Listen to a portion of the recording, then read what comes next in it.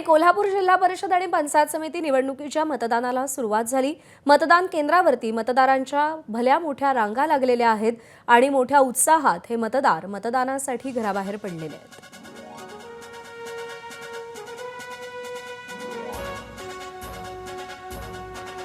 सकाळी 7:30 वाजल्यापासूनच मतदान केंद्रावर अशा पद्धतीच्या रांगा आहेत त्या पाहायला मिळताना आपल्याला दिसत आहेत।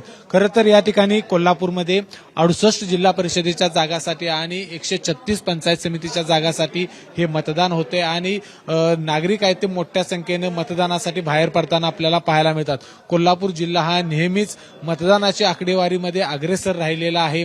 या निवडणुकीवर जर आपण बघितलं तर अजितदादा यांचं अपघाती निधन झाल्यानंतर या निवडणुकीमध्ये प्रचार आहे तो घर टू घर झालेला आहे। कुठल्याही मोठ्या प्रचार सभा किंवा रॅली आहेत त्या झालेल्या नाहीत, त्यामुळे ते एक वातावरण या ठिकाणी या निवडणुकीवरती पाहायला मिळत आहे।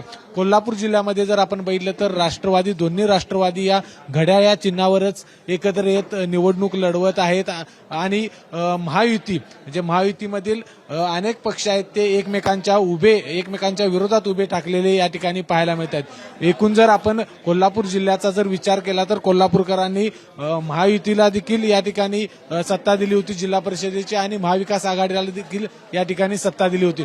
मात्र आता कोल्हापूरकर कुणाच्या पारड्यामध्ये आपलं मतदान टाकतात हे पाहणं खूप महत्वाचं असणार आहे, कारण आज मतदान झाल्यानंतर 9 तारखेला या ठिकाणी मतमोजणी होणार आहे आणि या मतमोजणीमध्ये कोल्हापूरकरांनी कुणाच्या पारड्यामध्ये आपलं मत टाकले हे स्पष्ट होईल।